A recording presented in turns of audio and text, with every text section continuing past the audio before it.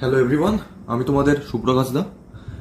আর আজকে আমরা বোর মডেলের যে ইম্পর্টেন্ট ফর্মুলাগুলো সেগুলো আজকে দেখব। আগের দিন বোর মডেলটা আমি শুরু করেছিলাম, তার পস্টুলেটগুলো আমি বলেছিলাম, যেখান থেকে আমি দেখেছিলাম যে সেন্ট্রিপিটাল ফোর্সটা, মানে একটা ইলেকট্রনের উপর যে সেন্ট্রিপিটাল ফোর্স যেটা লাগছে সেইটা ইকুয়াল অ্যান্ড অপোজিট হচ্ছে আমার ইলেকট্রোস্ট্যাটিক ফোর্সের সঙ্গে। তার জন্য ইলেকট্রনটা ওই একটা পার্টিকুলার শেলে ওখানে ও স্টেবল।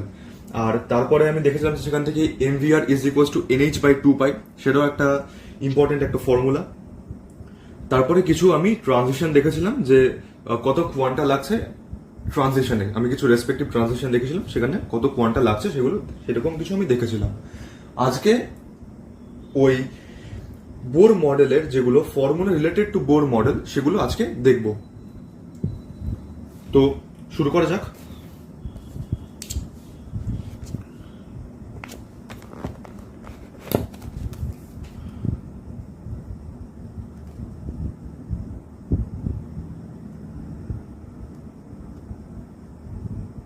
Formula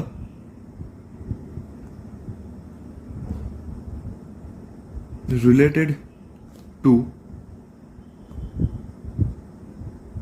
Bohr model।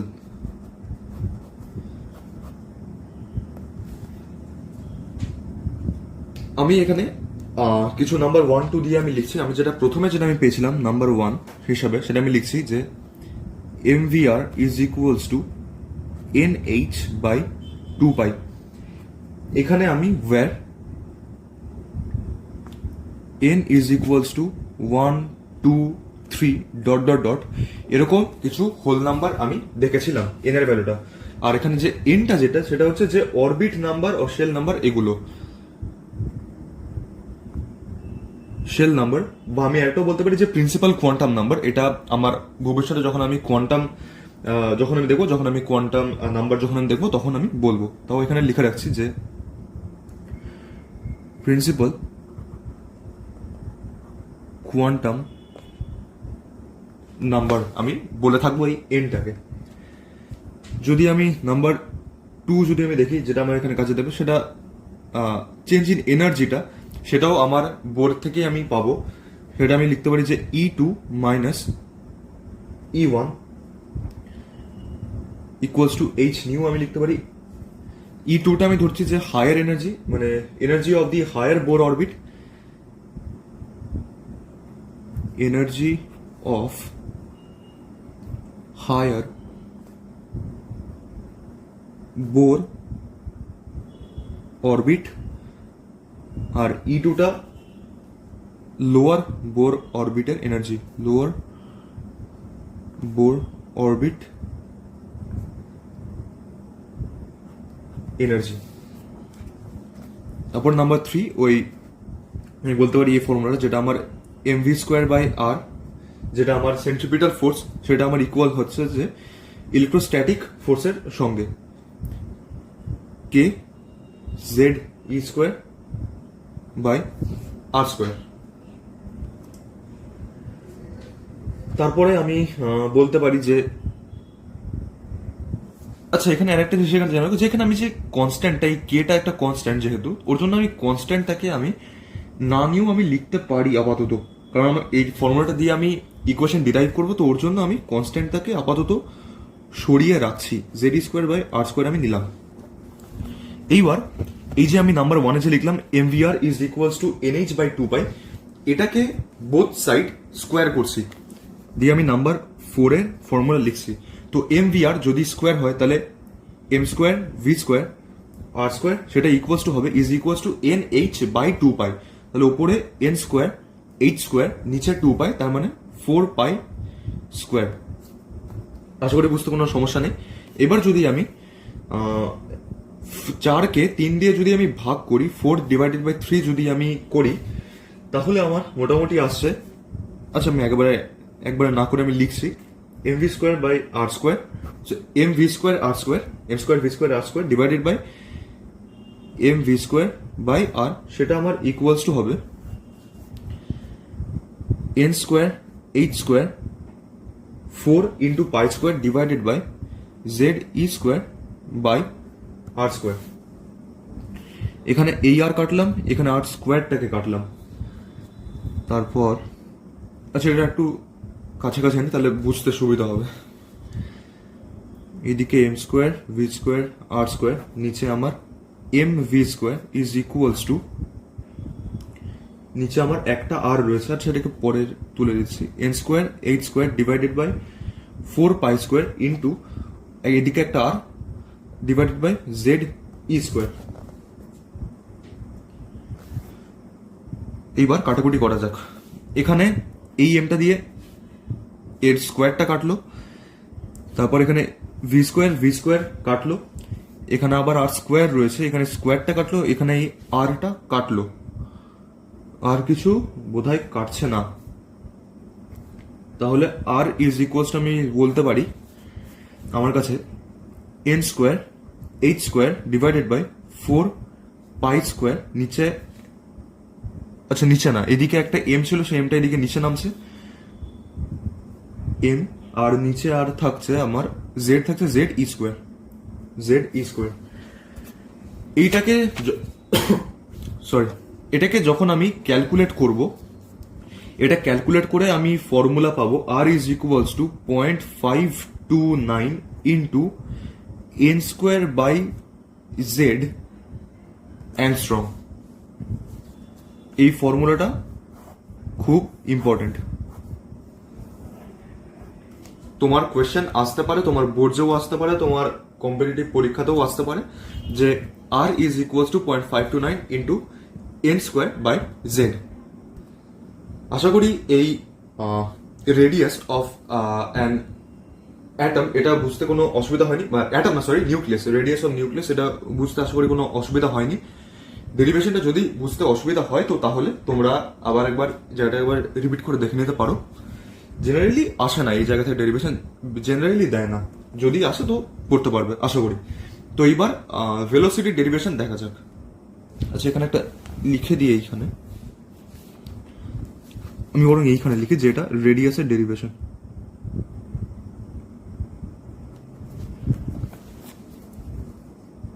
এইবার দেখি ভেলোসিটি। আমি সেই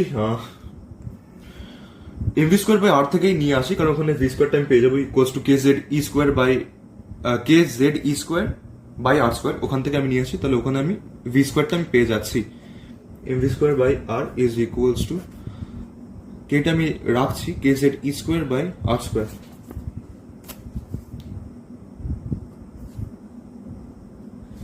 তাহলে এখানে শুধু কাটছে বলতে এখানে আরটাই শুধু একমাত্র কাটছে, আর কিছু কাটছে না। তো M V square R is equals to K Z E square.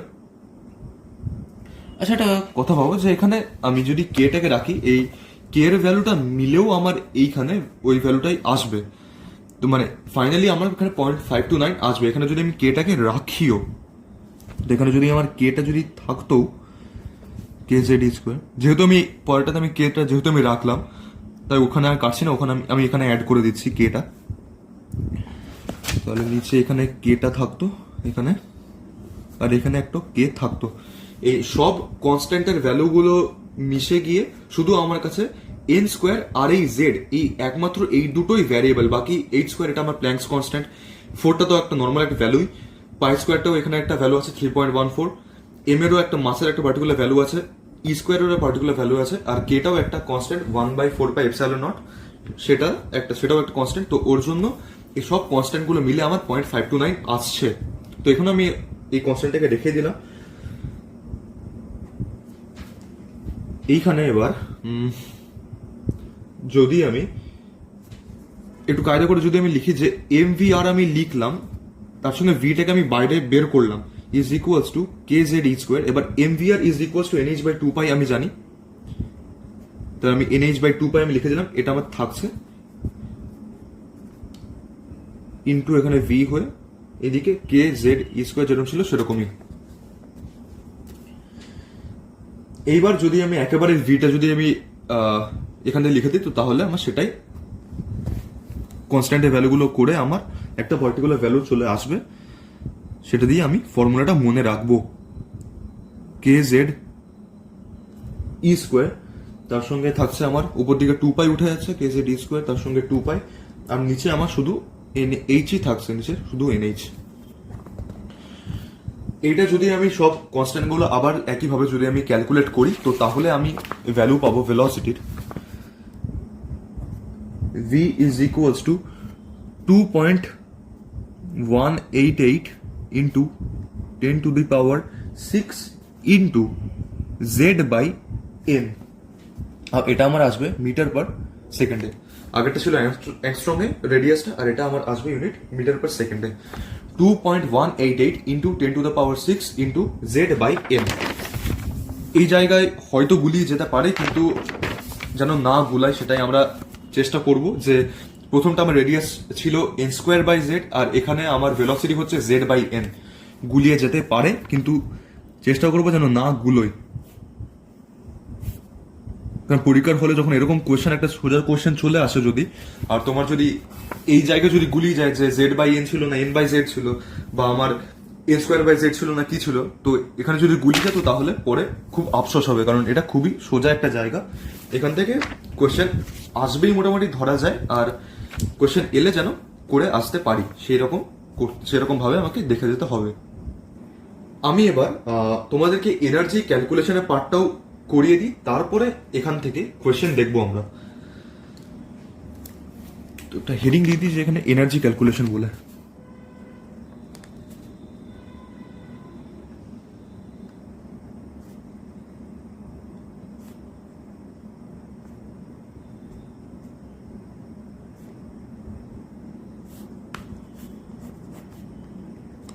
Energy calculation. আমি যদি এনার্জি ই দিয়ে যদি আমি ডিনোট করি, তো তাহলে সেটা আমার নর্মাল এনার্জিটা আমার হবে kinetic energy plus potential energy. তো আমি লিখতে পারি যে normal energy E is equals to E K E, মানে এনার্জি অফ কাইনেটিক এনার্জি তার সঙ্গে এনার্জি পোটেনশিয়াল এনার্জির ই পিই। আশা করি বুঝতে সমস্যা নেই। এটা kinetic energy potential energy, kinetic energy plus potential energy আমাকে দেবে টোটাল এনার্জি, বা যেটা আমার নর্মালি এনার্জি। এবার যদি আমি ই কে ই আমি যদি দেখি, তো সেটা আমার ফর্মুলা তোমরা সবাই জানো যে হাফ এম ভি স্কোয়ার। এবার যদি আমি এই হাফ এম ভি স্কোয়ারটাকে নিয়ে যদি আমি দেখি কি হয়, তো আমি হাফটা বাইরে রাখলাম, এমটাকে এম এর মতনই রাখলাম, ভি স্কোয়ারটাকে আমি এই যে এখানে যেটা আমি পেয়েছি যে K Z square 2 pi NH, এটাকে আমি হোল স্কোয়ার করে দিচ্ছি।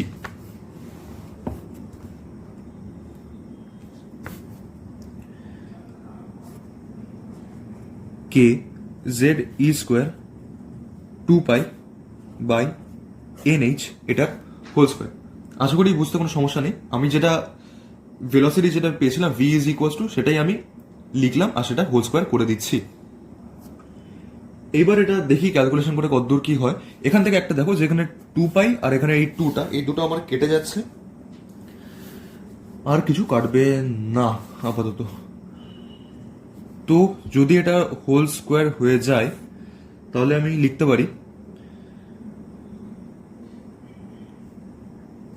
আমার এম যেরকম বাইরে ছিল এমটাকে আমি রাখছি, K square Z square E to the power 4, তার সঙ্গে পাই স্কোয়ার, নিচে এন স্কোয়ার এইচ স্কোয়ার।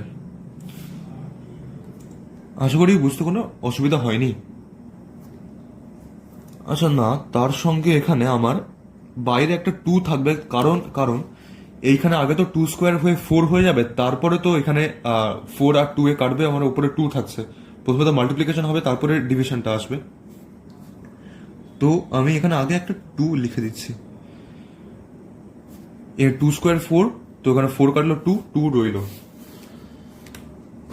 এইবার যদি আমি পোটেনশিয়াল এনার্জিটা যদি আমি দেখি,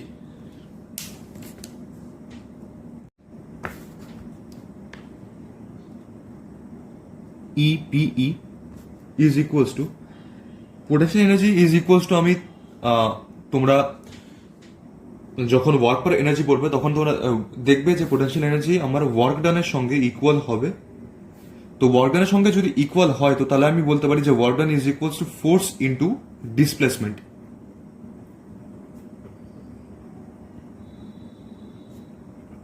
ফোর্স ইনটু ডিসপ্লেসমেন্ট। এখানে ফোর্সটা আমার ইলেকট্রোস্ট্যাটিক ফোর্সটাকে আমি ধরছি, আমি কনস্ট্যান্টটাকে নিচ্ছি না, তার কনস্ট্যান্ট যদি নিই তাহলে সব কনস্ট্যান্টটা আমার বাইরে বেরিয়ে যাবে। তো আমি নিচ্ছি Z square by R square. আমি লিমিট নিচ্ছি ইনফিনিটি থেকে আর, মানে বাইরে থেকে ইনফিনিটি থেকে ও আর রেডিয়াসে ও আসছে। ডিসপ্লেসমেন্টটা আমি ধরে নিচ্ছি যে ডি আর। এবার জেডটা আমার একটা কনস্ট্যান্ট ভ্যালু, ইটাও একটা কনস্ট্যান্ট ভ্যালু, তো জেড ই স্কোয়ার এই দুটো বাইরে বেরিয়ে যাবে। আমার ভেতরে শুধু থাকবে 1 বাই আর এর পার্টটা। এখানে আর স্কোয়ার ছিল তার সঙ্গে। আচ্ছা এখানে দেখো যে ডি আর এর ইন্টিগ্রেশন হয়ে একটা আর আসবে, তো আর বাই আর স্কোয়ার হচ্ছে এখানে আর বাই আর স্কোয়ার। এটা ইনফিনিটি থেকে আর অব্দি। তো এখানে এই দুটো কাটছে, তাহলে Z E square 1 by R infinity থেকে আর অব্দি। আশা করি বুঝতে কোনো সমস্যা নেই। তাহলে এখানে যদি কন্টিনিউ করি তো তাহলে আমার মোটামুটি আসছে যে জেড ই স্কোয়ার, তার সঙ্গে এখানে একটা জিনিস, যেখানে আমার যে পোটেনশিয়াল এনার্জি যেটা আমি পাবো সেটা আমার এখানে নেগেটিভে আসবে, তো এখানে একটা মাইনাস সাইন আমি লিখে দিতে পারি।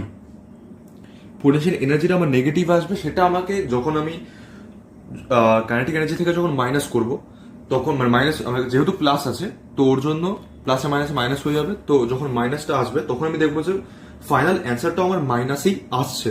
ওই মাইনাসে আসা মানে হচ্ছে যে ইলেকট্রনটা স্টেবল, তো ওর জন্য এটাতে আমি মাইনাস আমি ধরলাম। তাহলে আমার আসছে যে 1 by R minus of minus 1 by infinity. এই পার্টটা আমার জিরো হয়ে যাচ্ছে, তো তাহলে আমার এখানে শুধু থাকছে যে Z minus Z square by R. এইবার যদি এখানে আর এর জায়গায় আমি ওই যেটা আমি রেডিয়াস অফ নিউক্লিয়াসে যেটা আমি পেয়েছিলাম সেটা যদি আমি ফর্মুলা পুট করে দিই, মানে আমি এই ফর্মুলাটা যদি পুট করি, এটা আমি আর পেয়েছি, ওখানে 1 বাই আর আছে, তো এটা উল্টো হয়ে যাবে। তো সেটাই এবার আমি লিখি, যেরকম মাইনাস জেড স্কোয়ার ছিল আর ওটা আমি ডাইরেক্টলি উল্টো করে লিখে দিচ্ছি একেবারেই। Minus Z square into 4 pi square M Z E square K by আমার এন স্কোয়ার এইচ স্কোয়ার। এইবার যদি আমি টোটাল এনার্জি ফর্মুলাটা আবার দেখি, E is equals to E kinetic energy plus E potential energy. Kinetic energy আমি পেয়েছি এটা, তো এটা আমি লিখছি, না sorry 2 K square Z square E to the power 4 pi square divided by N square H square minus এটা Z E square into 4 pi square M আবার Z E square K N square H square. এখানে যদি Z E square এগুলো যদি multiply করে দিতাম তো তাহলে Z square E to the power 4 আমার আসছে, তো সেটাই আমি একবারে লিখে দিচ্ছি। এইখানে আমি একবারে লিখে দিচ্ছি Z square E to the power 4, আর এখানে এই দুটোকে আমি বাদ দিয়ে দিচ্ছি Z square E to the power 4। তো এই দুটো মাইনাস করে আমার আসবে মোটামুটি টোটাল এনার্জি ইটা আমার আসবে minus 2 pi square M Z square E to the power 4 divided by N square H square. এইখানে নেগেটিভ সাইন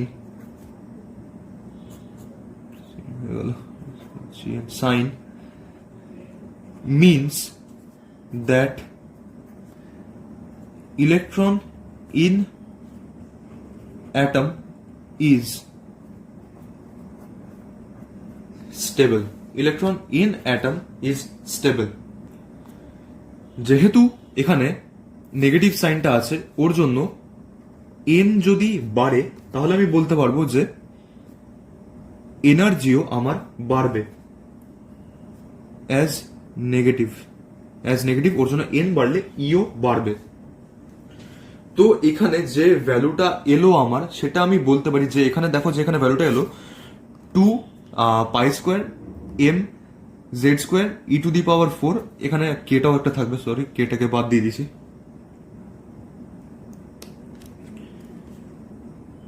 এখানে আমার কে স্কোয়ারটাই মোটামুটি থাকবে, এন স্কোয়ার এইচ স্কোয়ার। তো এই ভ্যালুটার সঙ্গে আমি বলতে পারি যে আমার কাইনেটিক এনার্জির ভ্যালুটা জাস্ট সাইনটা উল্টো।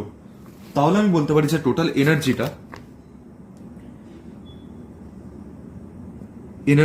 যেটা আমার ছিল সেটা মাইনাস অফ কাইনেটিক এনার্জি হচ্ছে।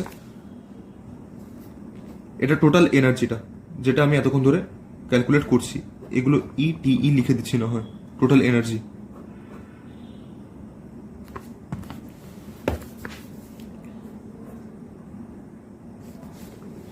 সেটা আমার মাইনাস অফ কাইনেটিক এনার্জির সঙ্গে ইকুয়াল হচ্ছে। এটা খুব ইম্পর্টেন্ট একটা ফর্মুলা যে total energy is equals two minus of kinetic energy. এবার যদি পোটেনশিয়াল এনার্জির সঙ্গে রিলেশন যদি আমি দেখি, তো তাহলে E TE is equals to half into potential energy আমি দেখতে পাচ্ছি।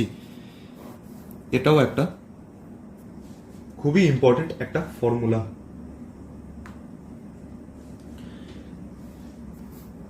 তাহলে ফাইনালি এই যে ভ্যালুটা যেটা আমি পেলাম, এটাকে যদি ক্যালকুলেট করা হয় যে ইটিই একেবারে, যেটা আমি নর্মালি এনার্জি যেটা আমি ক্যালকুলেশন করি বা এটাকে ম্যাক্সিমাম টাইম আমি জাস্ট এন দিয়েও আমি লিখবো, এটা আমার আসবে -13.6 into Z square by N square. এটা হচ্ছে ইলেকট্রন ভোল্ট পার অ্যাটম।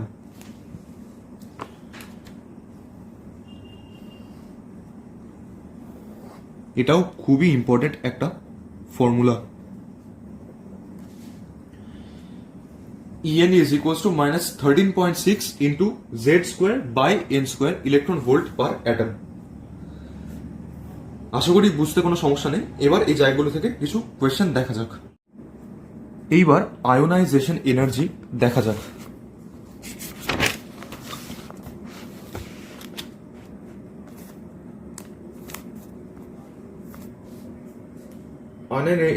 আয়োনাইজেশন এনার্জিটা দেখে নিই, তারপর সেপারেশন এনার্জি শুধু ফর্মুলাটাই বলে দেবো, তারপরে কিছু কোয়েশ্চেন করাবো।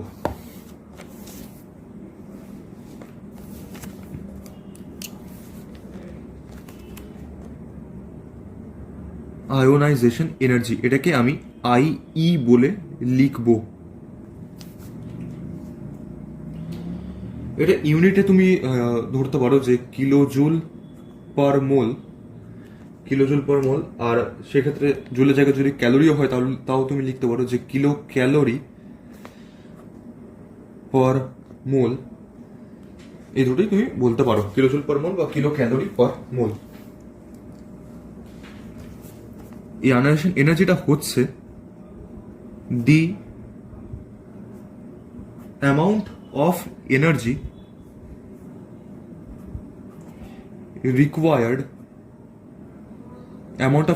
required to remove an electron from an isolated gaseous atom বা gaseous species ও বলতে পারো, isolated gaseous atom in its ground state. The amount AMT dot মানে amount, the amount of energy required to remove an electron from an isolated gaseous atom in its ground state is called ionization energy.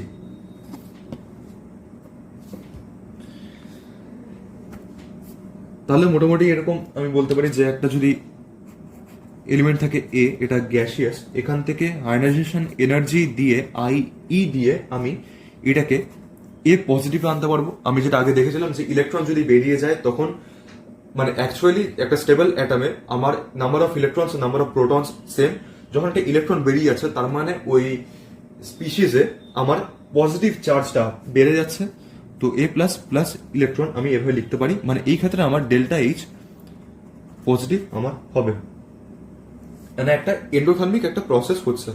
আচ্ছা বরং লিখে দিই স্টেটমেন্টটা যে ionisation energy IE is always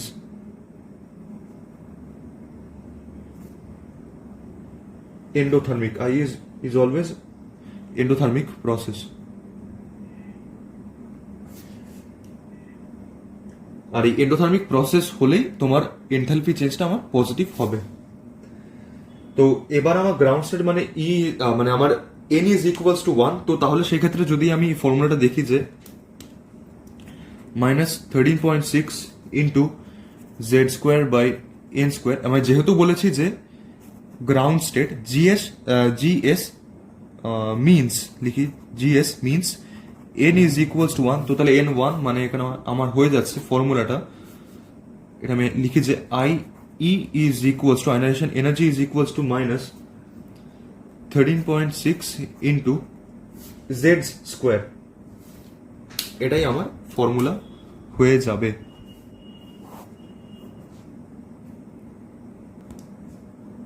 এখান দিয়ে যদি আমি এইভাবে যদি আমি করি যে জাস্ট ওই -30.6 আমি যে ফর্মুলা দিয়ে আমি করে দিলাম, তাহলে সেক্ষেত্রে এখানে আমার মাইনাসটা আসছে, কিন্তু অ্যাকচুয়ালি আমার ফর্মুলাতে মাইনাসটা হবে না। তার কারণ হচ্ছে আমি এটাকে আমি লিখতে পারি যে টোটাল যে ইনফিনিটি থেকে যে আসছে যেহেতু, তো ওখানে এনার্জিটা ই ইনফিনিটি ইজ ইকুয়ালস টু আমার হবে EN মানে ওই টোটাল এনার্জিটা প্লাস EIEটা।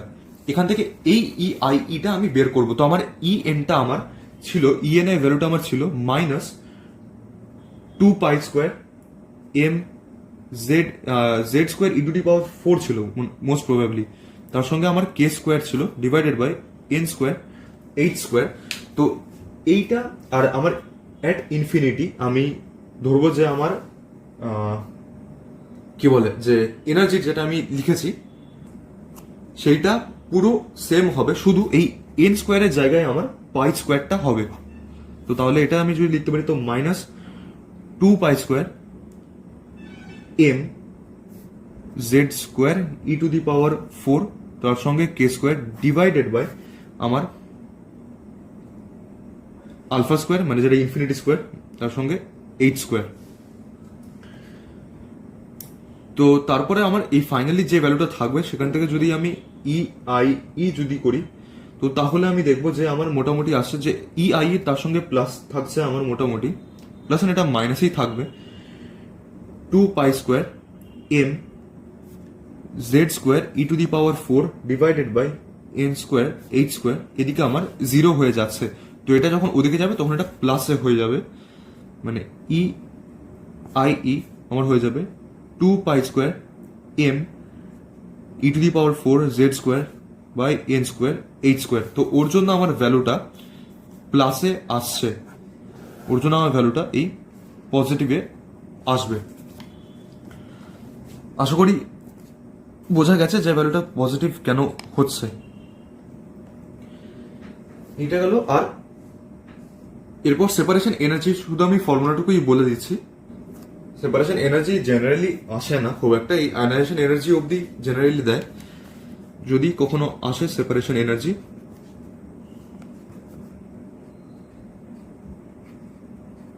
সেপারেশন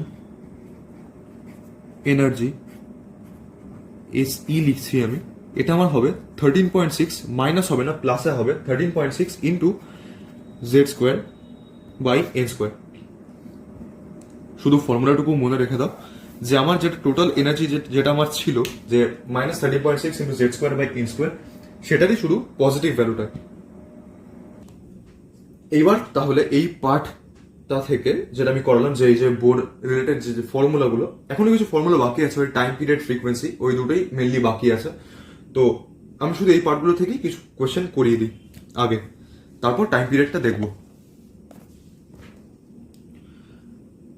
প্রথম কোয়েশ্চেন, ইফ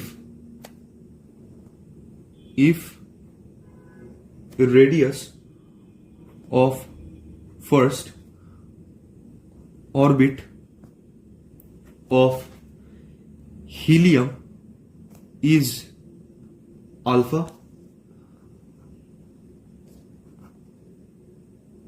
then find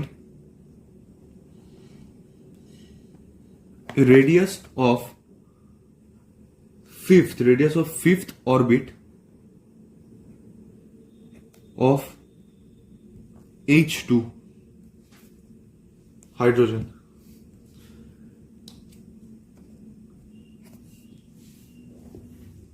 খুব সোজা কোয়েশ্চেন, তোমরা নিজেরা চেষ্টা করে দেখতে পারো। আমি যদি লিখি যে radius of first Bohr orbit, সেটা যদি আমি R1 লিখি, তো আমার আসছে যে পয়েন্ট, আমার আসে না যেটা ফর্মুলা 0.529 ইন্টু আমার উপরে যেটা থাকবে n²/z, একবার লিখে দিই ফর্মুলাটা, n²/z। তো তাহলে আমার R1টা আমার আসবে 0.529 n², সেটা আমার 1 স্কোয়ার আসছে, কারণ যেহেতু আমাকে ফার্স্ট অরবিট আমাকে বলেই দিয়েছে, তার সঙ্গে নিচে 1 আসবে, সেটাই আমার আলফা আমাকে দিয়ে দিয়েছে, সেটাই ইজ ইকুয়ালস টু আলফা আমাকে কোয়েশ্চেনে দিয়ে দিয়েছে। আচ্ছা সরি, এখানে কোয়েশ্চেনে একটা ভুল হয়েছে, যে এখানে হিলিয়াম দেয়নি প্রথমে, এটা আমার হাইড্রোজেনই ছিল, H2ই ছিল। আমাকে একটা স্পিসিসই এখানে কম্পেয়ার করতে হবে, তো ওর জন্য এখানে নিচে আমার 1ই এলো, কারণ হাইড্রোজেনের আমার যেটা অ্যাটমিক নাম্বার সেটা 1, তো সেটা আমাকে আলফা দিয়েছে।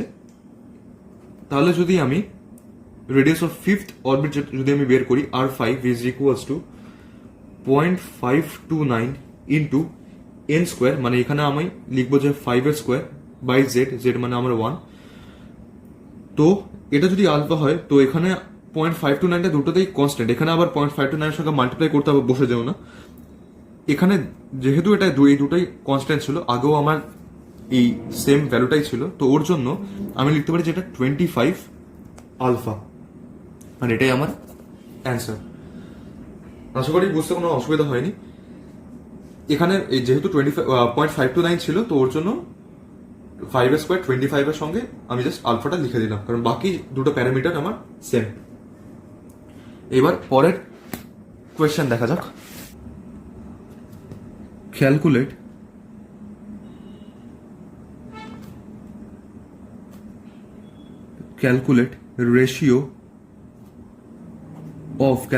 ratio of radius of third and fifth orbit of helium plus। আচ্ছা, আরেকটা কথা, যে এই যে বোর মডেলটা, এটা আমার হাইড্রোজেন লাইক স্পিসিসের জন্যই অ্যাপ্লিকেবল, একমাত্র হাইড্রোজেন লাইক স্পিসিসের জন্যই এটা অ্যাপ্লিকেবল। মানে এই যে আইদার শুধু হাইড্রোজেন লেখা কিংবা He+, মানে আমার হিলিয়ামের যেহেতু আমার অ্যাটমিক নাম্বার 2, তো 2 প্লাস মানে -1, তো তার মানে 1 হয়ে গেল, তো তার মানে হিলিয়াম প্লাসটা আমার হাইড্রোজেনের মতনই সেম। যদি আমি লিথিয়াম দেখি, তাহলে লিথিয়াম আমাকে লিখতে হবে যে লিথিয়াম 2+, তো সেটা আমার যে 1ই আসবে, তো সেটা হাইড্রোজেনের সঙ্গে ইকুয়াল হবে। তো ওটাই যে আমার বোর মডেলটা আমার এই H লাইক মানে হাইড্রোজেন লাইক স্পিসিসের জন্যই আমার অ্যাপ্লিকেবল, আর কোনো স্পিসিসের জন্য অ্যাপ্লিকেবল নয়, সেখানে আমার ভুল হয়ে যাবে এই বোর মডেলটা। তো সেখানে radius of third and fifth ratio আমাকে বার করতে বলছে। এরকম কোয়েশ্চেনগুলো বেসিক্যালি দেয়, তোমাকে রেশিও বার করতে বলে, তোমাকে জেনারেলি কখনোই ওই 0.529 ওই একটা কনস্ট্যান্টের সঙ্গে তোমাকে মাল্টিপ্লাই করতে হয় না। তো আমি যদি থার্ডটা যদি আমি দেখি যে R3 0.529 ইন্টু n²/z, মানে আমার 3² z মানে এখানে হিলিয়াম, তো হিলিয়াম আমার 2 ছিল, আর আমার R5, আচ্ছা আমি একবারে না করে আমি এখানে R5 লিখছি যে 0.529 ইন্টু আমার এটা 5² 5² 2। তো এই দুটো যদি আমি রেডিয়াস করি R3/R5, সেটা আমার আসবে যে 0.529 ইন্টু আমার 3² আর এটা আমার আসছে যে 0.529 ইন্টু 5² মানে এটা আমার আসছে যে 9:25। আশা করি বুঝতে কোনো সমস্যা নেই।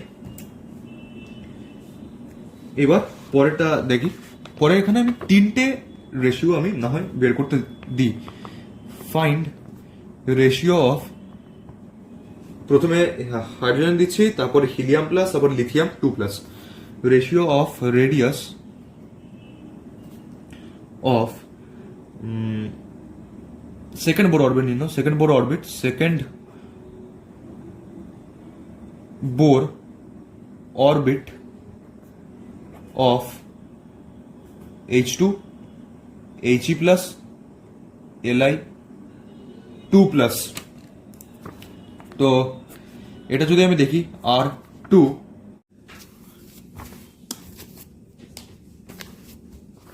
এখানে R2 দিয়ে আমি যদি লিখতে পারি যে 0.529।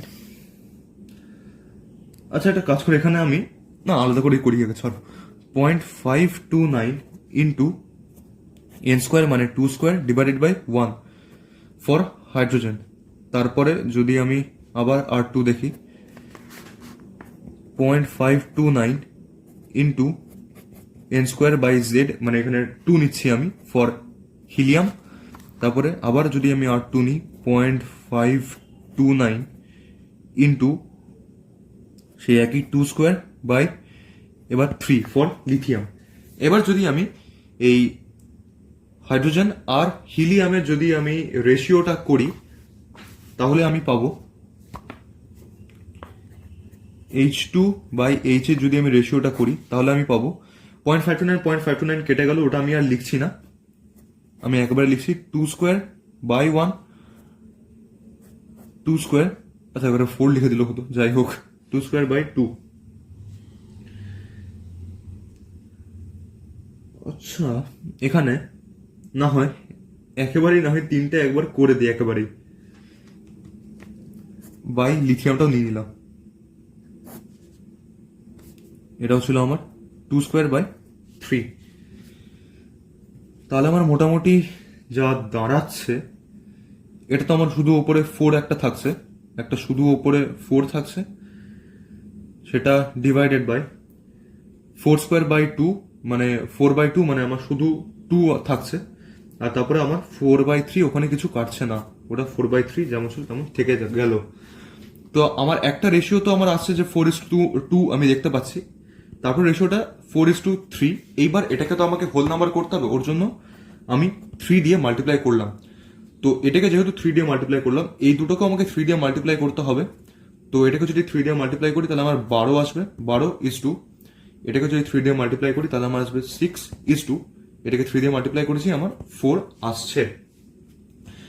এটা হলো। এবার এটাকে যদি আমি সিম্পলিফাই করি তাহলে 2 দিয়ে ভাগ করছি, 6:3:2। এটা আমার অ্যান্সার, 6:3:2। এখান থেকে তোমার এরকমই কোয়েশ্চেন আসবে, তো আশা করি করতে পারবে, এগুলো খুব একটা কঠিন কোয়েশ্চেন নয়। আরো দুটো কোয়েশ্চেন যদি আমি দেখে নিই।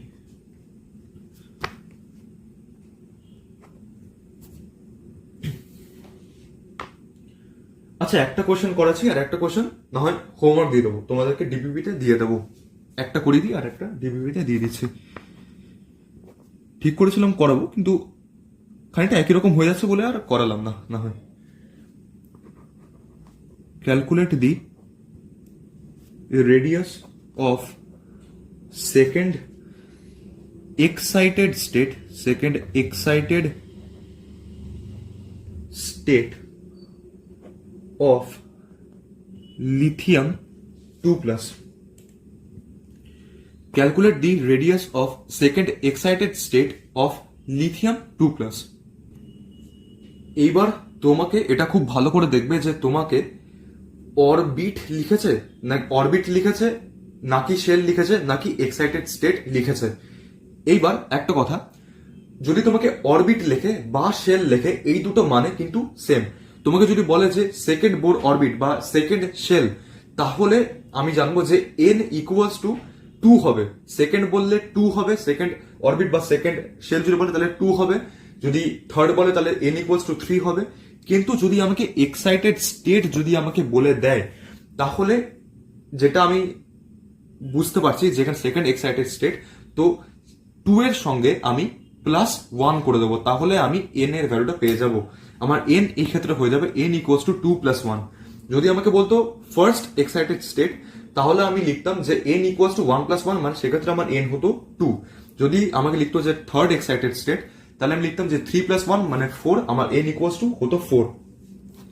মানে ব্যাপারটা যদি আমি এখানে একটু ইলাবোরেট করে দিই,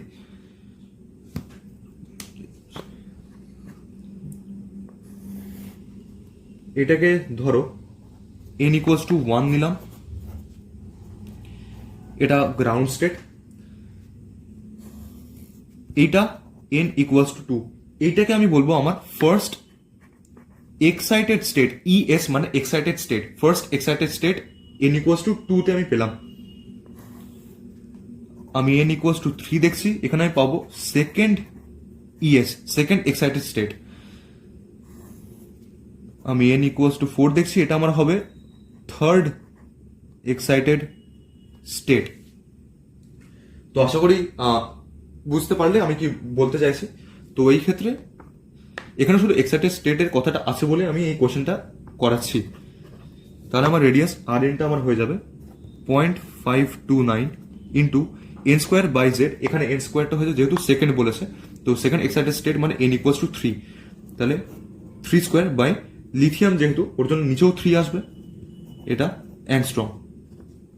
তো তাহলে আমি যদি দেখি 3 স্কোয়ার 9, 9 বাই 3 মানে 3, মানে আমার হয়ে যাচ্ছে 0.529 ইন্টু 3, 9 3 27, 7 হাজার হইল 2, 3 6, 8 8 3 15, মানে 5 আর 1 মানে তাহলে 1.587 অ্যাংস্ট্রম, এটা আমার অ্যান্সার হবে।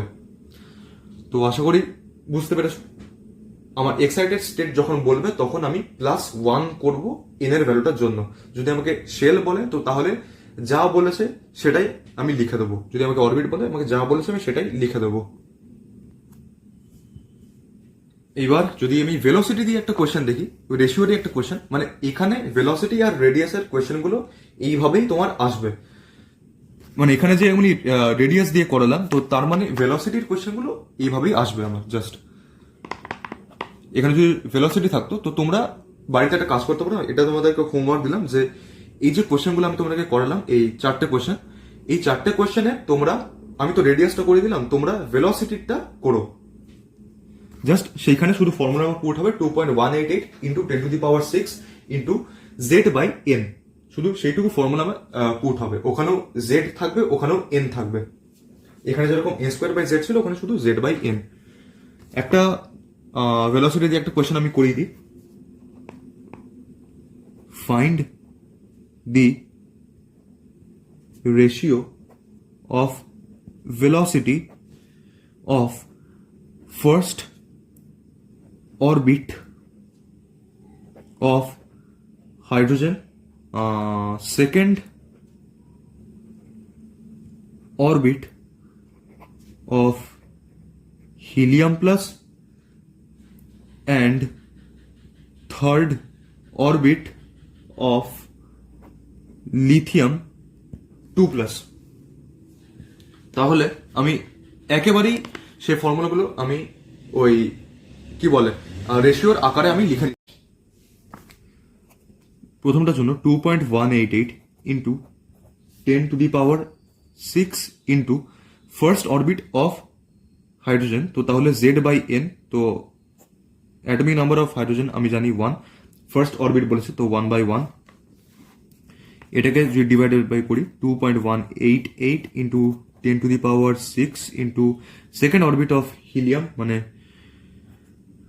2 বাই 2, তারপরে আবার 2.188 into 10 to the power 6 into third orbit of lithium 3 by 3। তো তাহলে আমার রেশিও চলে এলো 1:1:1। আশা করি বুঝতে পেরেছো, কোনো সমস্যা হয়নি। এইবার এনার্জি নিয়ে কিছু কোয়েশ্চেন দেখা যাক। তার আগে আমি এনার্জির কিছু ফর্মুলা, যেগুলো আমি ওখানে তখন বলার ঠিক খেয়াল ছিল না বলতে, সেগুলো আমি এখানে একবার বলে দিচ্ছি। তারপরে আমি দেখব এনার্জি নিয়ে কিছু কোয়েশ্চেন। প্রথমে কিছু কথা লিখে নিই যে যদি আমার রেডিয়াস আর যদি বাড়ে, কিছু পয়েন্ট হিসাবে আমি লিখে দিচ্ছি, যদি আর আমার রেডিয়াস বাড়ে তো তাহলে সেই ক্ষেত্রে আমার কি বলে কাইনেটিক এনার্জি বাড়বে। আর যদি বাড়ে তো তাহলে সেই ক্ষেত্রে আমার কাইনেটিক এনার্জি বাড়বে। এবার যদি আমার সরি কাইনেটিক এনার্জি বাড়বে, কাইনেটিক এনার্জি কমবে, আমার পোটেনশিয়াল এনার্জি বাড়বে। আর যদি বাড়ে তো তাহলে আমার পোটেনশিয়াল এনার্জি বাড়বে, পোটেনশিয়াল এনার্জি বাড়বে, কাইনেটিক এনার্জি কমবে। এটা একটা রেডিয়াস দিয়ে একটা কথা। আর যদি একটা রেশিওর কথা বলি যে total energy is to potential energy, এই রেশিওটা আমার হবে 1:2। এটা তোমরা ওই ফর্মুলা থেকেও তোমরা এটা বুঝতে পারবে। আরেকটা যেটা change in energy delta E N এর, সেটা একটা ফর্মুলা যদি আমি দেখি -13.6। এই ফর্মুলা দিয়ে তোমাদের কিছু কোয়েশ্চেন এলেও আসতে পারে। 13.6 ইন্টু জেড স্কোয়ার বাই, যেটা আমি এন স্কোয়ার জানতাম সেটাকে আমি এভাবে লিখবো যে 1/x2 স্কোয়ার মাইনাস 1/x1 তার স্কোয়ার।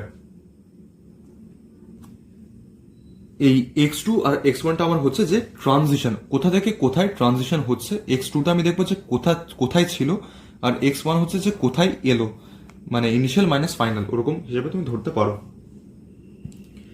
এটা গেল। এইবার না, আর কিছু তেমন বলার নেই। এবার কোশ্চেনে ঢোকা যাক।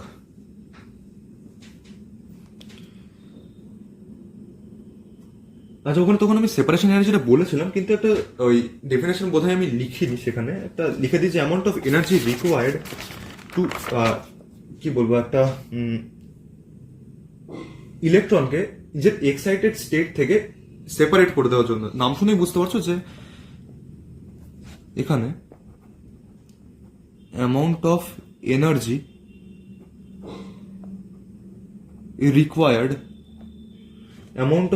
required to remove an electron from its excited state, মানে গ্রাউন্ড স্টেটে শুধু থাকবে না, এখানে শুধু এই একটাই ক্যাচ, যেখানে এটা আমার এক্সাইটেড স্টেটে হবে। আমার যেটা আয়নাইজেশন এনার্জিটা ছিল সেটা আমার গ্রাউন্ড স্টেটে ছিল, তো ওর জন্য n=1 আমি সেখানে নিচ্ছিলাম। এখানে আমার সেটা এক্সাইটেড স্টেটে হবে, তো তার জন্য আমার nটা 1, মানে 1 এর সঙ্গে ইকুয়াল হবে না। তো এই আয়নাইজেশন এনার্জি নিয়ে একটা কোশ্চেন আগে দেখি, তারপর অন্য এনার্জি গুলো দেখবো।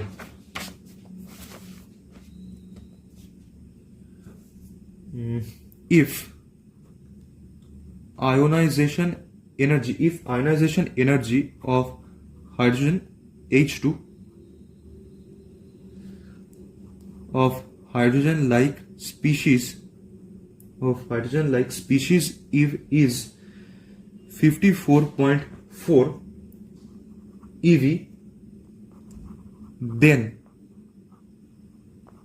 calculate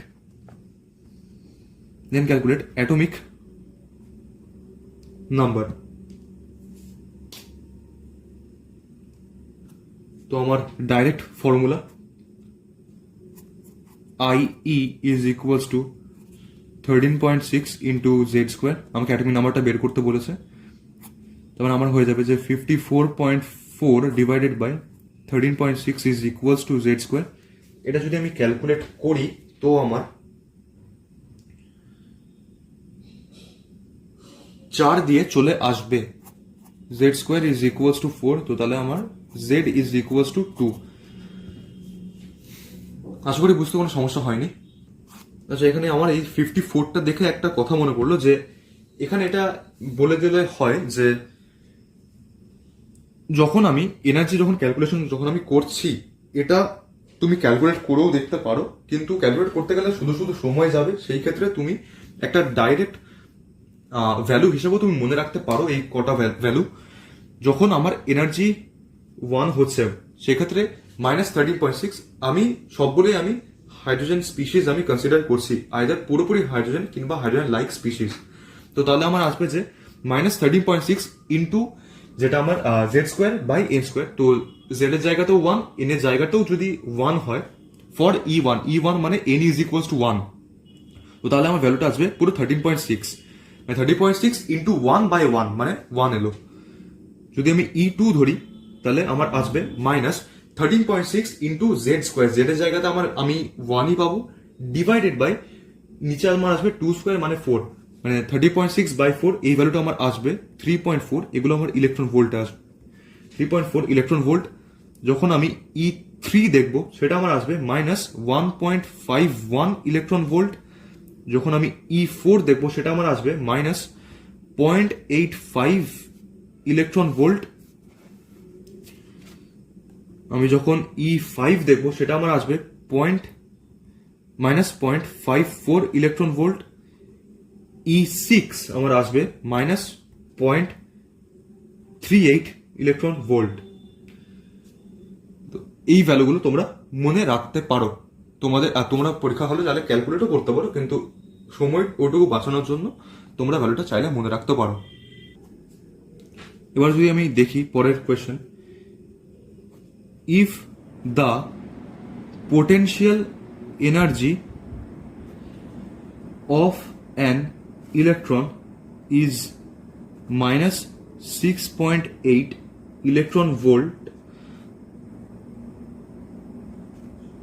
into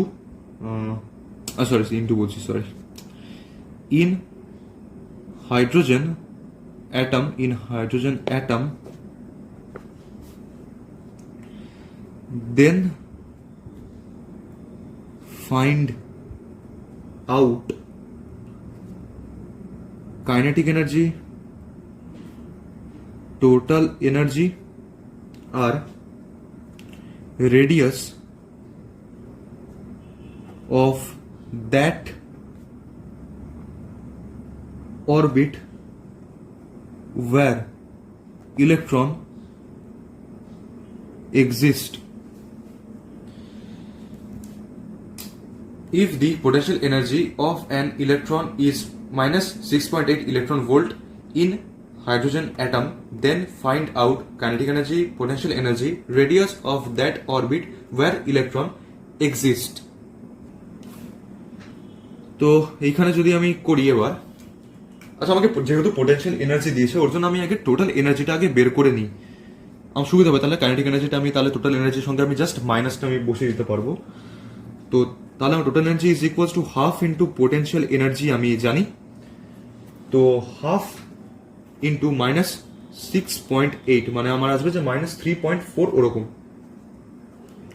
-3.4। তাহলে আমার কাইনেটিক এনার্জি আমার হয়ে যাবে -3.4 মানে +3.4।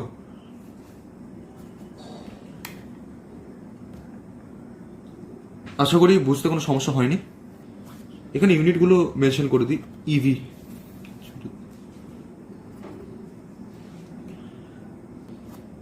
এইবার তোমাকে যে আমি এখানে লিখলাম যে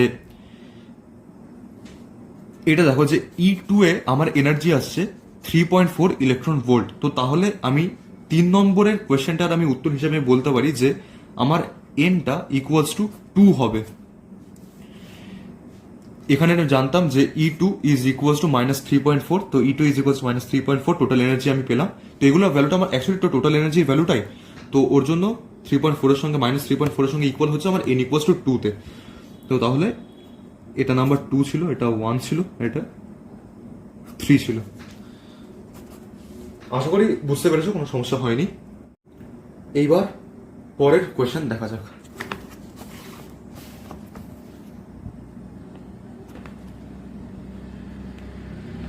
maximum energy released, maximum energy released in which transition? আমাকে অপশন দিয়েছে, কোশ্চেনে বলেছে maximum energy released in which transition. Option দিয়েছে n equals to 1 2, n equals two 4। Option 2 দিয়েছে n equals two 2 2, n equals two 5। Option 3 দিয়েছে n equals two 5 2, n equals two 2। Option 4 দিয়েছে n equals to 3 2, n equals to 1। এইখানে এটা করার জন্য আমি দেখব যে আগের পেজে যেখানে আমি বললাম যে E1 যখন এনার্জি 1 যখন হচ্ছে তখন -13.6 হচ্ছে, তারপর E2 যখন হচ্ছে তখন ওটা হচ্ছে আমার -3.4। তো ওখানে আমি এটা এইভাবে দেখবো যে যখন n ইকুয়ালস টু 1 যখন আছে তখন এটা আমি 13.6 আমি জানি।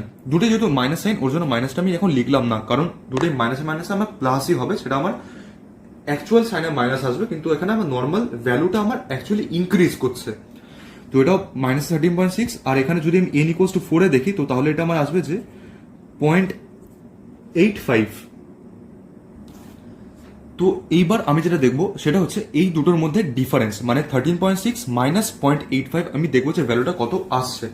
তার আগে আমি এটা ক্যালকুলেট না করে আমি বলছি যে একটা সার্টেন ভ্যালু আমার আসবে, 12 এর আশেপাশে একটা ভ্যালু আমার আসবে।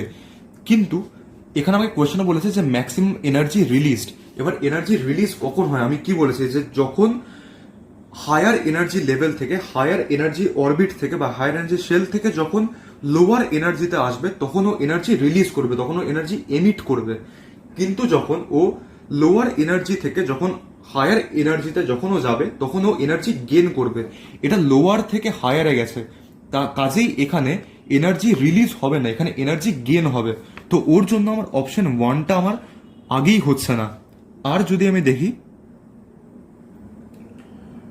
আর বাকিগুলো হচ্ছে, সরি বাকির মধ্যে এই মানে এটাও হচ্ছে না, এটাও লোয়ার থেকে হায়ারে যাচ্ছে, বাকিগুলো হায়ার থেকে লোয়ারে আসছে। তো এই 1 আর 2 আমার হচ্ছে না। তো যদি আমি 3 আর 4 নিয়ে আমি দেখবো, তো 3তে আমার হচ্ছে n ইকুয়ালস টু 5, মানে আমি জানি যে এটা আমার 0.54, আর n ইকুয়ালস টু 2 মানে আমি জানি যে 3.4। তো এইখানে এই দুটো হলো। আর এটা যদি আমি দেখি এটা আমার আসবে যে n ইকুয়ালস টু 3 মানে 1.51, আর n ইকুয়ালস টু 1 মানে 13.6।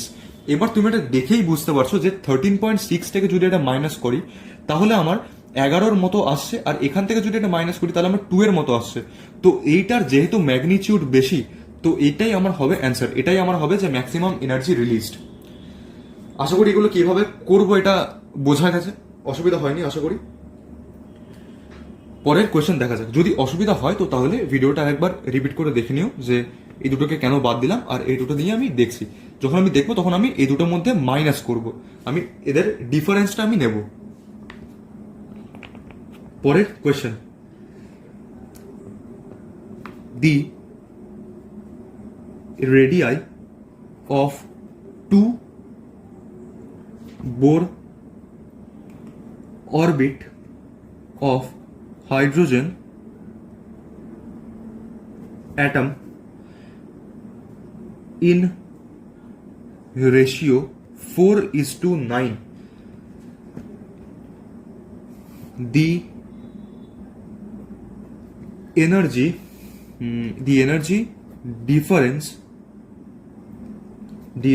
difference between them may be, আমাকে অপশন দিয়েছে অপশন 1 1.89, অপশন বি আমাকে দিয়েছে 3.4, অপশন সি আমাকে দিয়েছে 12.09, আর অপশন ডি আমাকে দিয়েছে 0.47. The radii of 2 Bohr orbit of hydrogen atom in ratio 4:9. The energy difference between them may be, আমাকে ফার্স্ট অপশন দিয়েছে 1.89, সেকেন্ড 3.4, থার্ড 12.09, ফোর্থ 0.07. তোমরা যদি পারবে তো নিজেরা করো, নয়তো আমি এই কোয়েশ্চেনটা করানোর আগে আরেকটা জিনিস আমি বলে দিই। আগের পেজে যেখানে আমি দেখছিলাম যে এই যে এনার্জিগুলো নিয়ে এইখানে যদি আমাকে বলে যে E2 মাইনাস E1 এর ভ্যালু কত আসবে, আমি যদি মাইনাস করি তাহলে আমি দেখতে পাচ্ছি মোটামুটি 10.2 ইলেকট্রন ভোল্টের মতো ভ্যালু আসছে। এই একইভাবে যদি আমি করি E3 মাইনাস E2, এটা আমাকে দেবে 1.89 electron volt. E4 minus E3, এটা আমাকে দেবে 0.66 electron volt. E5 minus E4, এটা আমাকে দেবে 0.31 electron volt. E6 minus E5, এটা আমাকে দেবে 0.16 ইলেকট্রন ভোল্ট। এই দুই সেট ভ্যালু, এই দুটো মনে রেখো। E2 minus E1 10.2 electron volt, E3 minus E2 1.89 electron volt. এগুলো আর কিছুই না, শুধু এই যখন E2 মাইনাস E1 তখনই আমি করেছি যে এই 0.34 মাইনাস 13.6, আমি এইগুলো নর্মাল করেছি, মানে মাইনাস ও মাইনাস মানে কি প্লাসে হচ্ছে। তারপরে E3 মাইনাস E2 একইভাবে। তারপরে E4 minus E3 0.66 electron volt, E5 minus E4 0.31 electron volt, E6 minus E5 0.16 electron volt. এইবার কোয়েশ্চেনে ফিরে আসা যাক।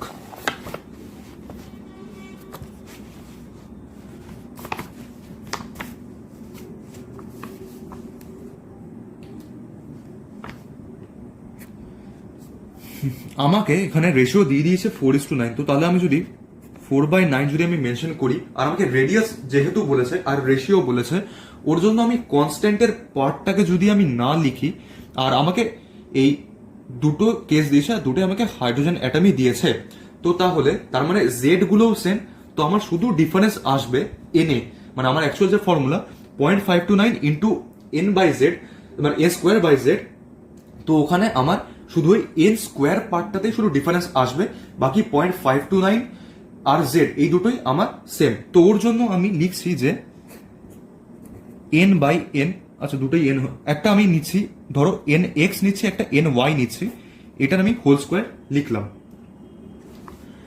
তাহলে আমি ওই দিকটাকেও আমি এভাবে লিখতে পারি 2/3 তার whole square equals to N X by N Y তার হোল স্কোয়ার।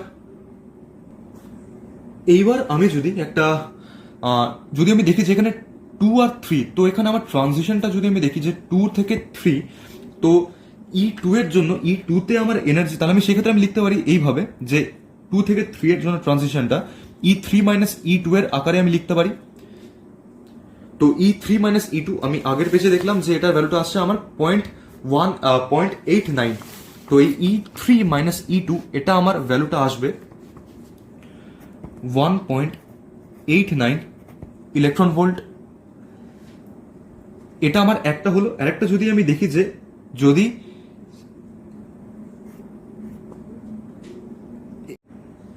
এইবার এটা আমার একটা কেস গেল যে এই 2 আর 3 এর মধ্যে ট্রানজিশনটা, আমি যদি আরো যদি কেস দেখি, মানে এখানে আমার 2 আর 3 ছিল, এখানে যদি আমি যদি মাল্টিপল গুলো দেখি যে ধরো এখানে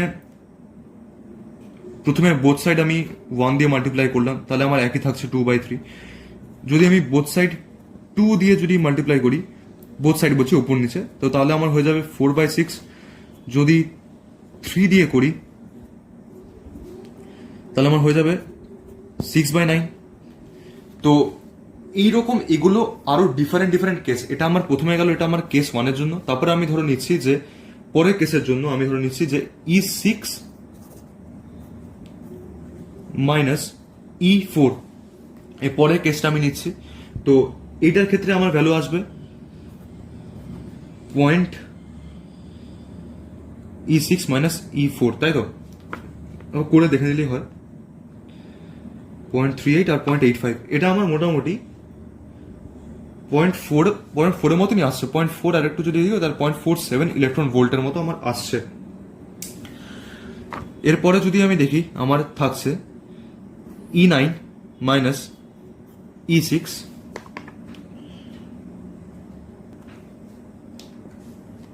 আচ্ছা এখানে এটা E9 মাইনাস E6 এটা করার দরকার নেই, তার কারণ হচ্ছে আমি এই দুটো অ্যান্সার আমি অপশনে পেয়ে গেছি, কিন্তু তাও যদি তোমাকে যদি দেখতে হয় তো তাহলে তুমি এখানে দেখো যে E6 এর ভ্যালুটা আমার এসছে 0.38 এর মতো, তো তাহলে E9 এর ভ্যালুটা আরো কম আসবে।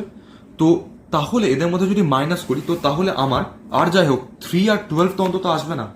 তো ওর জন্য আমি এটা না করেও আমি বুঝতে পারছি যে আমার শুধু অপশন 1 আর অপশন 4টাই লাস্ট, মানে এই দুটোই আমার অপশন, বাকিগুলো কারেক্ট অপশন নয়। তো এখানে ক্যালকুলেট না করেও আমি এটা বুঝতে পারছি। তো মানে ব্যাপারটা এই যে সবসময় কোনো জিনিসপত্র ক্যালকুলেট করতে বসে পড়ো না, একটু দেখো যে কোনোভাবে তুমি অপশন সর্ট আউট করতে পারছো কিনা। এবার যদি তোমাদের এটা বোর্ড যে হয় তো তাহলে সেক্ষেত্রে তোমাদের এটা করতেই হবে, কিন্তু যদি কোনো কম্পিটিটিভ পরীক্ষায় হয় তো সেটাই অপশন থাকার অ্যাডভান্টেজ, যে তুমি সবসময় ক্যালকুলেট করতে হয়তো হবে না তোমাকে, তুমি অপশন দেখেই তুমি বুঝতে পারবে যে কোনটা তোমার কারেক্ট অপশন হতে চলেছে বা কোনটা কারেক্ট অপশন হবে না। তোমার সবসময় যে ক্যালকুলেট করে এক্সাক্ট আনসার বের করতে হবে তার কোনো মানে নেই।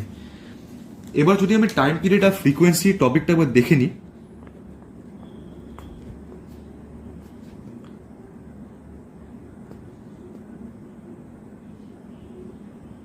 টাইম পিরিয়ড অ্যান্ড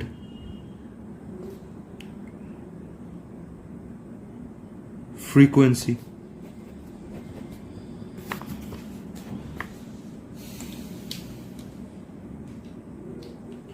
আমি দেখেছি আগেই যে রেডিয়াস অফ নিউক্লিয়াসটা আমার ডাইরেক্টলি প্রপোর্শনাল হচ্ছে n² / z এর সঙ্গে। সেই থেকে ভেলোসিটি অফ ইলেকট্রন যেটা আমি দেখবো সেটা আমার ডাইরেক্টলি প্রপোর্শনাল হচ্ছিল z/n এর সঙ্গে। এইবার যখন আমি টাইম পিরিয়ডের কথা বলবো t, আমি জানি যে ডিস্টেন্স একটা নর্মাল ফর্মুলা, যে distance is equals two speed into time. তো তাহলে টাইম ইজ ইকুয়ালস টু আমার ডিস্টেন্স বাই স্পিড। তো এখানেও যদি আমি টাইমটা যদি আমি ইকুয়ালস টু করি ডিস্টেন্স বাই স্পিডের সঙ্গে, তো তাহলে আমি দেখবো যে ইলেকট্রন কতটা ডিস্টেন্স কভার করছে। একটা ইলেকট্রন যখন একটা সার্কুলার পাথে ঘুরছে, ওই সার্কেলটা সার্কামফারেন্সটাইও কভার করছে। তো তাহলে 2πr ওপরে হবে, ওপরে 2πr, আর নিচে ডিস্টেন্স মানে যেটা স্পিড সেটা আমার v, তাহলে 2πr/v হচ্ছে, কোনো সমস্যা নেই।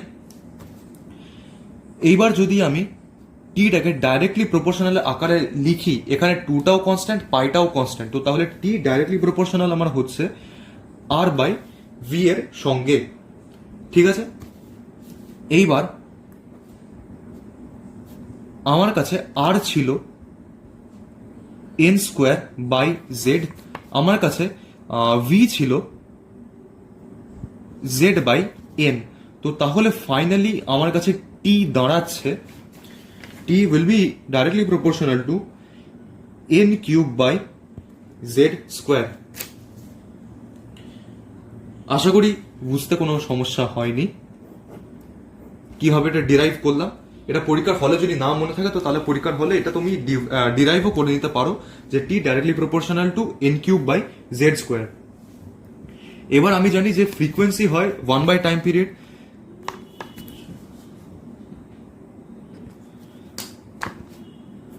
ফ্রিকোয়েন্সি হচ্ছে 1/টাইম পিরিয়ড, তাহলে আমার টাইম পিরিয়ড যা এসছে ফ্রিকোয়েন্সি সেটা ঠিক উল্টো আসবে। তো তাহলে সেক্ষেত্রে আমি frequency directly proportional two z²/n³ আমি বলতে পারি, কারণ ফ্রিকোয়েন্সির আমি ফর্মুলা জানি যে frequency is equals two 2πf, মানে সরি ফ্রিকোয়েন্সি বলছি যে omega is equals two 2πf। এখান থেকে omega is equals two 2πf এর জায়গায় আমি লিখতে পারি 1/t, তাহলে 2π/t, আচ্ছা সরি t, তাহলে এখানে 2πটাও কনস্ট্যান্ট, তাহলে আমি লিখতে পারি যে omega is directly proportional to 1/t, আর 1/t আমি জানি সেটাই আমার আসবে 1/t। এটাকে যদি রিভার্স করি তাহলে z²/n³। এই ওমেগাটা আমার অ্যাঙ্গুলার ভেলোসিটি হচ্ছে। আর তাহলে আমি এখান থেকেও দেখতে পাচ্ছিলাম যে যেহেতু omega is equals two 2πf, তাহলে omega is directly proportional two f। তো তাহলে ওমেগা যেটা হবে মানে ফ্রিকোয়েন্সি আমার যা হবে, ওমেগাটা অ্যাঙ্গুলার ভেলোসিটি আমার তাই হবে। এটা আমার অ্যাঙ্গুলার ভেলোসিটি। এইবার আজকের লাস্ট টপিক হাইড্রোজেন স্পেকট্রাম, এটা দেখে নিই।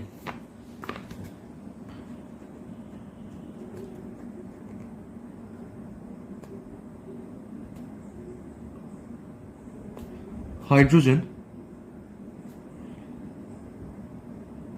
স্পেকট্রাম, আমাদের যে রাদারফোর্ড মডেল ছিল সেটা এই হাইড্রোজেনের লাইন স্পেকট্রামটাকে ডিফাইন করতে পারেনি। তো এখন দেখি এই লাইন স্পেকট্রামটা কি ব্যাপার। স্পেকট্রাম যদি আমি দেখি, সেটা স্পেকট্রাম এটা আমার দু ধরনের, একটা অ্যাবজর্পশন আর একটা এমিশন, একটা শুষে নেয় আর একটা ছেড়ে দেয়। একটা অ্যাবজর্পশন, একটা এমিশন। এবার যদি আমি শুধু এমিশনটা নিয়ে বলি, এমিশন হচ্ছে ডিসকন্টিনিউয়াস আর কন্টিনিউয়াস। একটা আমার ডিসকন্টিনিউয়াস,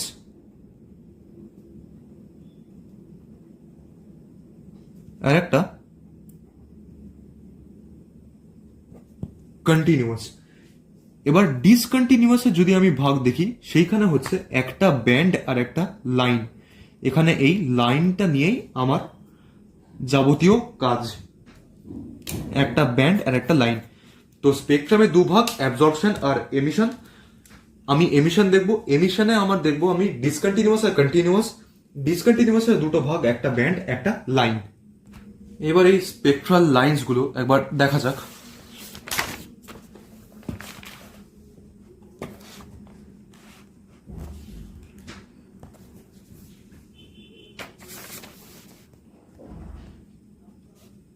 প্রথমে আমি এইটা আমি ধরছি, এটা আমার E1 যেটা, আর এটারই ধরো ভ্যালু যে -13.6 ইলেকট্রন ভোল্ট। এটা আমার n ইকুয়ালস টু 1 এ। তারপর এখানে E2 n ইকুয়ালস টু 2, এটার জন্য আমার ভ্যালু আছে -3.4। n ইকুয়ালস টু 3 E3, এটার ভ্যালু আমার আসে যে -1.51। n ইকুয়ালস টু 4 E4, এটার ভ্যালু আমার আসে যে -0.85। যত উপরে আছে তত এনার্জি বাড়ছে আমার। এবার যখন একটা ইলেকট্রন,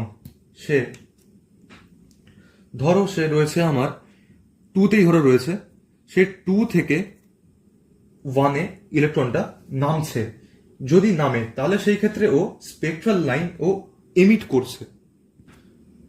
যখন ও হায়ার এনার্জিতে যখন রয়েছে, হায়ার থেকে যখন লোয়ারে নামছে, তখন ও এনার্জি এমিট করছে in the form of radiation. আর এই রেডিয়েশনটাকেই আমি ওর যে লাইন স্পেকট্রাম, সেখানে আমি সেগুলোকে আমি ধরতে পারছি। সেটা আমার প্রথমে আমার ইনফ্রারেডে পাবো, তারপর ভিজিবলে পাবো, তারপর ইউভিতে পাবো। এইভাবে আমি পেতে পারবো, এভাবে আমি রেডিয়েশন গুলো আমি পাবো। তো এটা যখন হচ্ছে, এইখানে আমার এটাই যখন দিচ্ছে, এটা আমাকে স্পেকট্রাল লাইন্স দিচ্ছে।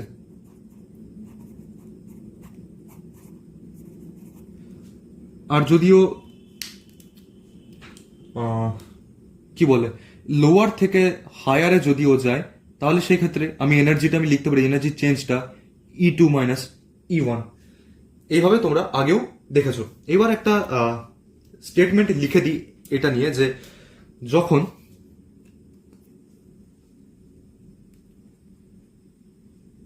the electrons in hydrogen atom when gets excited to a higher energy level, it stays there for 10⁻⁸ second. মানে খুবই খুবই কম, 10⁻⁸ সেকেন্ড ধরে ও ওই হায়ার এনার্জিতে থাকে, and then falls back to ground state, during which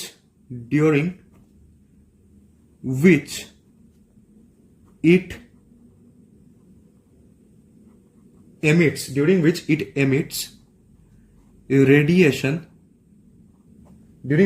emits radiation of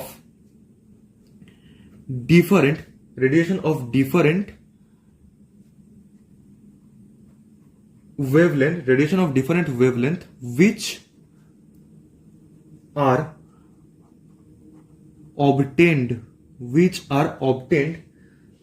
as colored lines in spectrum. The electron in hydrogen atom, when gets excited to a higher energy level, it stays there for 10 to the power minus 8 second and then falls back to ground state, during which it emits radiation of different wavelength which are obtained as colored lines in spectrum. তো এখানে যদি আমি দেখি যে এটা ধরো n equals two ইনফিনিটির line, তারপরে অনেকটা নিচে এটা ধরো n ইকুয়ালস টু 7 এর লাইন, তারপর n ইকুয়ালস টু 6 এর লাইন, n equals to 5 এর লাইন,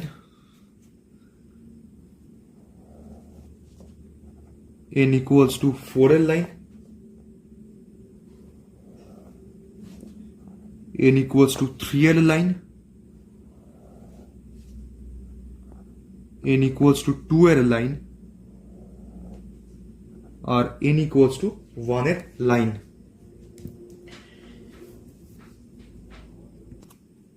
এইবার প্রথম ট্রানজিশন যদি আমি দেখি, ইনফিনিটি থেকে যদি আমি একটা লাইন আসছে, ইনফিনিটি থেকে সেটা এসে পড়ছে পুরো n ইকুয়ালস টু 1 এ,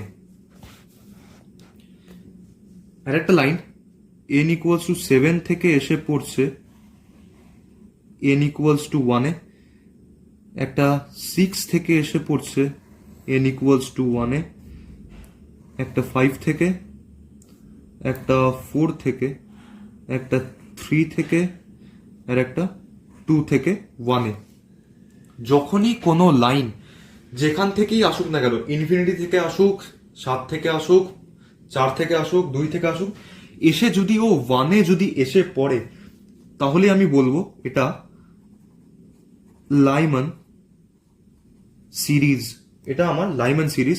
এখানে n1 ইজ ইকুয়ালস টু 1 হবে, আর n2 টা যা খুশি হতে পারে, 2, 3, 4 যে কোনো whole number dot dot dot, এইটা আমাকে দেবে, এই লাইমান সিরিজ আমাকে দেবে ইউভি রেডিয়েশন।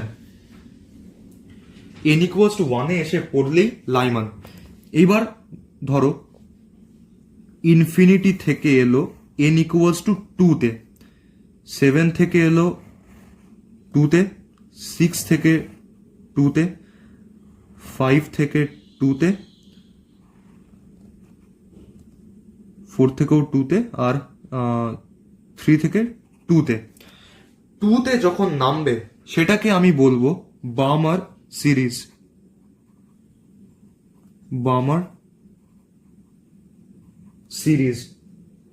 বামার সিরিজে আমার n1 টা 2 হবে, n2 টা যা খুশি 3, 4 ডট ডট ডট, আর এইটা আমাকে দেবে ভিজিবল রেঞ্জে,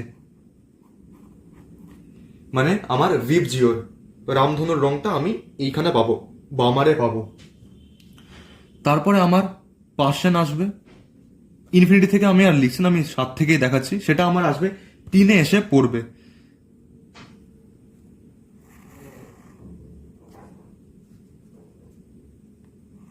তিনে, এটাও তিনে, এখানেও তিনে, এখানেও তিনে, এটা আমার পার্সন।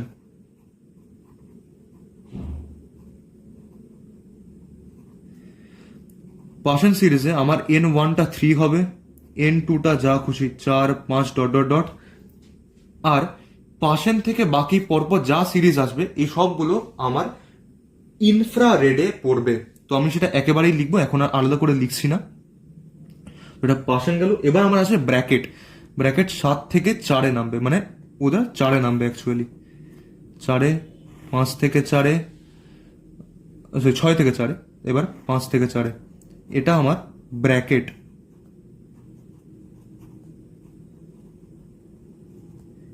এইখানে n1টা আমার 4, n2টা যে কোনো upper value 5 6 dot dot dot. Bracket গেল। এবার আমার আসবে ফান্ড। 7 থেকে ওটা আসবে 5-এ, 6 থেকে 5-এ। পিটা সাইলেন্ট, আমি উচ্চারণ করবো এটা ফান্ড। ফান্ডের সিরিজ এটা আমার আসবে যে n1টা আমার আসবে 5-এ, n2টা 6 7 ডট ডট ডট। ফান্ডের পর আমি পাবো এটা, এখনো এটা যে খুব ভাবে এটা এসছে তা নয়, এটা এখনো এক্সপেরিমেন্টাল, এটা এখনো এক্সপেরিমেন্ট চলছে। সেটা হচ্ছে হামফেরি লাইন।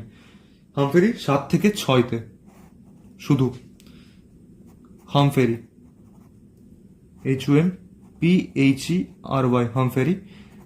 n1টা এটা 6, n2টা ইনফিনিটি ডট ডট, বা যে কোনো একটা ভ্যালু।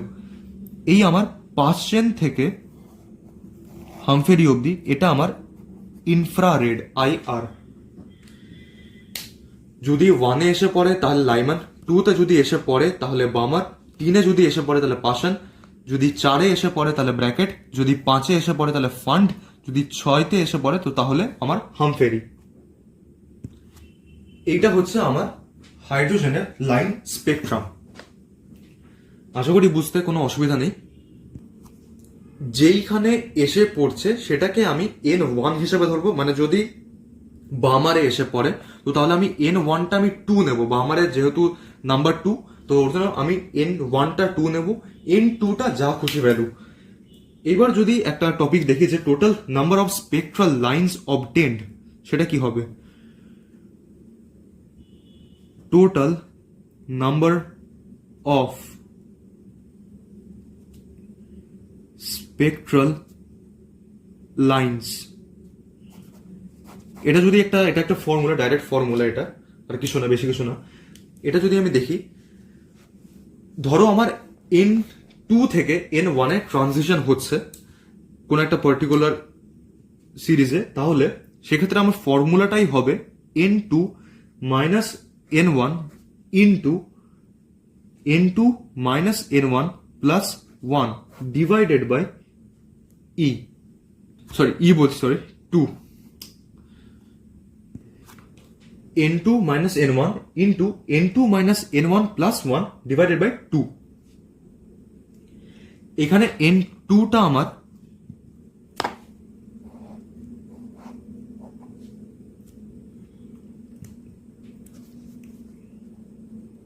n2 হায়ার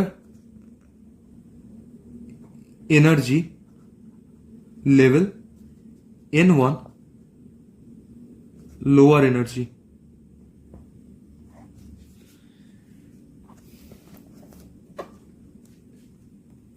যদি একটা এক্সাম্পল দিই, ধরো আমাকে n2 দিয়ে দিয়েছে 7, n1 দিয়ে দিয়েছে 1, তাহলে কত হবে? তাহলে স্পেকট্রাল লাইন্স অবটেন্ড সেটা আমার হবে n2 মাইনাস n1, মানে 7 minus 1 into n2 minus n1 plus 1, 7 minus 1 plus 1 divided by 2। তো মাইনাস 1 প্লাস 1 কাটলো, 7 মাইনাস 1 6, 6 ইন্টু 7 বাই 2 মানে 42/2 মানে 21। এটা একটা মেথড হলো। এইবার তোমার যদি ফর্মুলা মনে না থাকে তো তাহলে একটা ট্রিক বলছি, সেটা দিয়ে তুমি করতে পারো। সেইটা আমি সেই একই এক্সাম্পল নিচ্ছি, এটা একটা ট্রিক দিয়ে।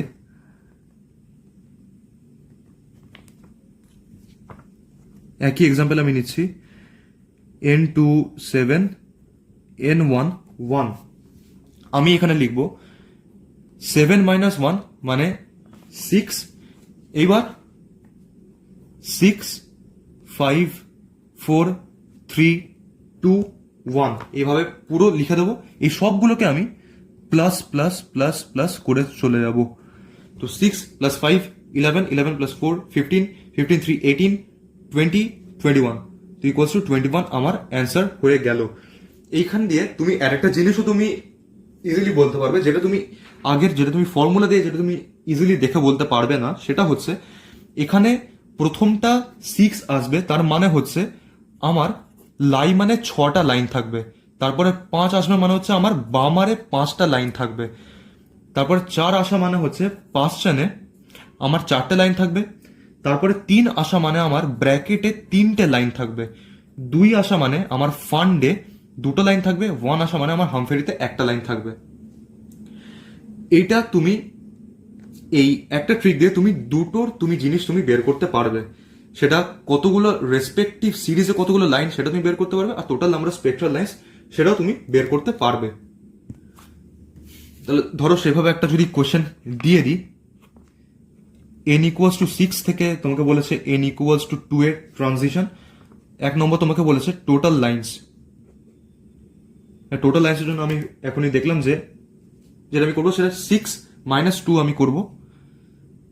6 মাইনাস 2 মানে 4, আমি লিখবো 4 প্লাস 3 প্লাস 2 প্লাস 1, 7 8 9 10, তাহলে আমার 10 অ্যান্সার। সেকেন্ডে ভিজিবলে কতগুলো লাইন থাকবে, ভিজিবল মানে হচ্ছে বামার। এবার 2 তে আসছে, তার মানে এই যে প্রথমটা যেটা হবে, এই প্রথমটাই আমার হবে বামার। তারপর আমি পাবো পার্সন ব্র্যাকেট, তারপর লাস্টে পাবো আমি ফান্ড। তাহলে আমি ভিজিবলে আমি পাবো 4টে। তারপর ধরো আমাকে বলছে যে ইউভিতে কতগুলো পাবে। ইউভিতে আমি পাবো হচ্ছে লাইম্যানটা। তাহলে লাইম্যানে যেহেতু কিছু নেই ওর জন্য আমি 0 লিখবো, কারণ n ইকুয়ালস টু 2 দেওয়া আছে, n ইকুয়ালস টু 1 হলে আমি ইউভিতে পেতাম। এইবার তাহলে নাম্বার 4 যদি আমি দেখি ইনফ্রা রেডে কতগুলো আছে। এবার ইনফ্রা রেড মানে হচ্ছে আমার এই পার্সন ব্র্যাকেট ফান্ড, এই তিনটেই সাম আপ হয়ে যাবে, এই তিনটেই যোগফল আমি ইনফ্রা রেডে পাবো। 3 প্লাস 2 প্লাস 1 মানে 6। তো আশা করি বুঝতে পেরেছো, কোনো সমস্যা হয়নি। এইবার একটা টপিক রিডবার্গস কনস্ট্যান্ট, সেটা দেখে নি, তারপর এই জায়গা থেকে কিছু কোয়েশ্চেন করে দেবো, আর তারপর আজকের মতো ক্লাস এখানেই শেষ। রিডবার্গ কনস্ট্যান্ট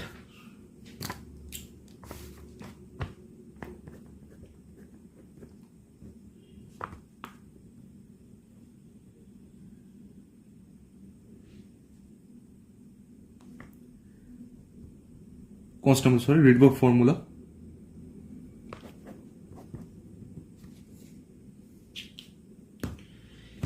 এই রিডবার্গ ফর্মুলাটা এটা আমার হচ্ছে valid for emission spectrum. Absorption স্পেকট্রামের জন্য ভ্যালিড নয়, এমিশন স্পেকট্রামের জন্য এটা ভ্যালিড। ফর্মুলাটা আমার হচ্ছে 1/λ, বা তুমি এটাকে ইকুয়ালস টু এনার্জিও বলতে পারো, equals to R Z square into 1/n1 square minus 1/n2 square. 1/λ is equals to energy, মানে এনার্জি ইজ ইকুয়ালস টু 1/λ। এটা তোমরা জানো যে energy is equals to hc/λ। hc আমি দুটোকেই আমি সরিয়ে নিলাম, কারণ h ও কনস্ট্যান্ট c ও কনস্ট্যান্ট, তো এনার্জি আমি ইকুয়ালস টু 1/λ ধরলাম। আচ্ছা, 1/λ is equals to energy is equals to, এটা আমার অ্যাকচুয়াল ফর্মুলা, আর জেড স্কোয়ার, আরটা হচ্ছে রিডবার্গস কনস্ট্যান্ট, জেডটা আমার atomic number, into 1/n1 square minus 1/n2 square. n1 n2 হচ্ছে ট্রানজিশন কোথা থেকে কোথায় হচ্ছে, আর এই 1/λ এটা আমি বলতে পারি যে নিউ বার বা ওয়েভ নাম্বার।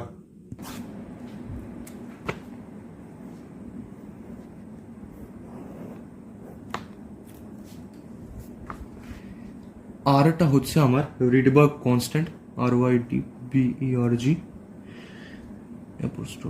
রিডবার্গস কনস্ট্যান্ট, এই আর এর ভ্যালুটা হচ্ছে আমার 109,700 মিটার ইনভার্স। এই ভ্যালুটা মনে রেখো। আর নয়তো একটা ভ্যালু আছে যে 1/r, এটা সবসময় কাজে লাগবে না, মাঝে মাঝে কাজে লাগতে পারে। 1/r এর যদি ভ্যালুটা দেখো সেটা আমার আসবে 921 অ্যাংস্ট্রম। আর একটা যে এখানে যে n2টা, এই n2 is equals two n1 plus line number. এই n2 তোমাকে কোয়েশ্চেনে ডাইরেক্টলি দেওয়া থাকবে না, তোমাকে n2টা এইভাবে বের করে নিতে হবে। n2 is equals two n1 plus line number. বা লাইন নাম্বারটা কি সেটা যখন কোয়েশ্চেন করবো তখন বুঝতে পারবে। এবার কোয়েশ্চেনে ঢোকা যাক। কয়েকটা কোয়েশ্চেন করিয়ে দিই, তারপর আজকের মতো ক্লাস শেষ। ফাইন্ড ওয়েভলেন্থ, ল্যাম্বডা আমি লিখছি wavelength of series limit of Lyman series for Li plus 3। এই সিরিজ লিমিটটা কি এবার দেখা যাক। সিরিজ লিমিট হচ্ছে আমার যখন n2টা ইনফাইনাইট হবে তখন সেটা আমি বলবো, সেটাই হচ্ছে আমার সিরিজ লিমিট। শুধু আমার n2টা ইনফাইনাইট হবে। আমাকে এখানে ল্যামডা বার করতে বলেছে, তাহলে আমি ফর্মুলা লিখবো 1/λ is equals to rz square into 1/n1 square minus 1/n2 square. জেডটা আমার লিথিয়াম দিয়েছে, ওর জন্য 3 হবে। আর 3 স্কোয়ার মানে আমি 9 লিখে দিতে পারি, 9 ইন্টু 1/n1 স্কোয়ার। এবার যেহেতু লাইমান ওর জন্য n1টা আমার 1ই হবে, তাহলে 1 স্কোয়ার মাইনাস 1/ইনফাইনাইট মানে 0, কাজে এই পার্টটা 0 হয়ে যাচ্ছে, ওর জন্য আর কিছু লিখছি না, 1/0। এবার যদি আমি ল্যামডাটা করি, যে ল্যামডা ইজ ইকুয়ালস টু আমার সেই ক্ষেত্রে হবে 1/r9। তাহলে আমি বলতে পারি যে যেহেতু আমার 1/r আসছে সেজন্য আমি লিখতে পারি যে lambda is equals two 912 into 1/9। তো এটাই যা হবে, এটা ক্যালকুলেট করে আমার সেটাই আমার অ্যান্সার হবে। আশা করি কোনো সমস্যা নেই। আরেকটা কোয়েশ্চেন করা যাক।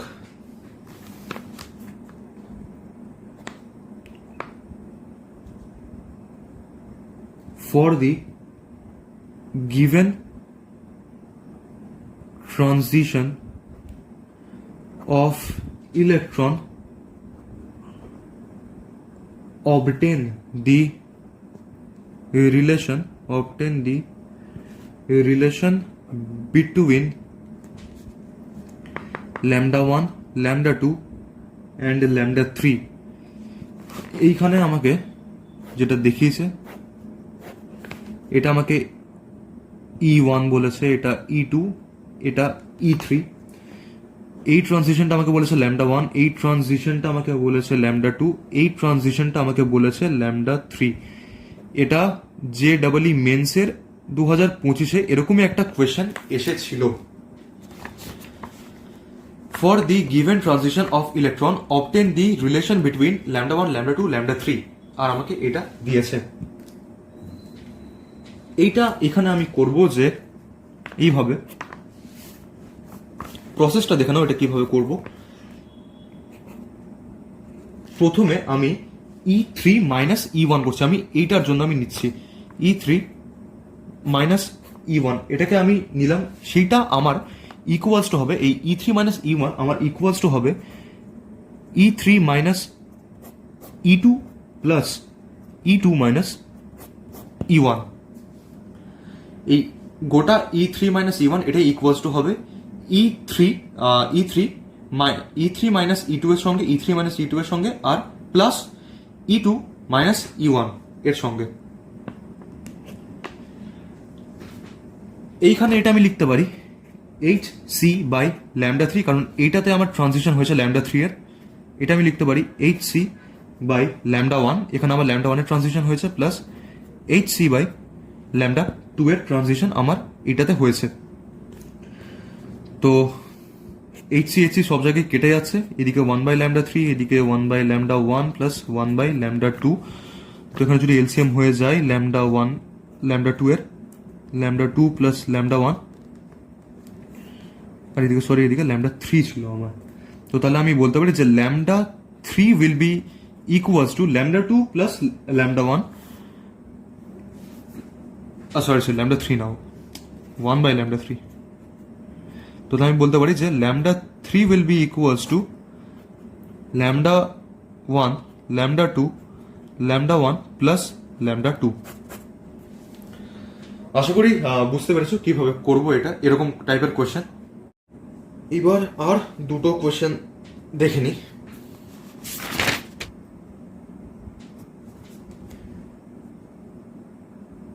Find wavelength for hydrogen for first line of Lyman. Find wavelength for hydrogen for first line of Lyman series. তো যেহেতু লাইম্যান বলেছে তাহলে আমি বুঝতেই পারছি যে আমার কাছে এন যে 1টা সেটা আমার 1ই হবে, আর এন 2টা আমি জানি যে n1 প্লাস লাইন নাম্বার, তার কোত্থেকে আসবে সেটা আমাকে বলে দেয়নি। তো তাহলে আমার n2টা আমার n1 প্লাস লাইন নাম্বার হবে, n1টা 1 প্লাস লাইন নাম্বার, এখানে বলেছে যে ফার্স্ট লাইন তো ওর জন্য 1, তো 1 প্লাস 1 2। এবার আমার formula 1 by lambda is equals to R Z square 1 by n1 square minus 1 by n2 square. এখানে আমাকে হাইড্রোজেন বলে দিয়েছে, তো তাহলে আরটাকে আর রাখলাম, এইদিকে জেড স্কোয়ারটা 1 স্কোয়ার ওটা লিখছি না, 1 বাই n1 স্কোয়ার মানে 1 বাই 1 মাইনাস 1 বাই 2 স্কোয়ার মানে আমি একেবারে 4 লিখে দিচ্ছি। 1 by lambda is equals to R, এখানে নিচে 4 মাইনাস 1 আর 3 4, এটা আমার এলো 1 বাই ল্যামডা। তো তাহলে ল্যামডা আমার হবে 4 বাই 3 নিচে আর, তাহলে 1 বাই আর মানে 4 বাই 3 ইন্টু 9 1 2, 3 এটা যদি কেটে যাবে একটা 3 আসবে 0 4, তাহলে আমার অ্যান্সার আসবে 3 0 4 4 4 16 6 হাতে রইল 1 0 1 4 3 12 1 2 1 6 অ্যাংস্ট্রম, এটা আমার অ্যান্সার। আর একটা লাস্ট কোয়েশ্চেন করিয়ে দিই আজকের দিনের জন্য।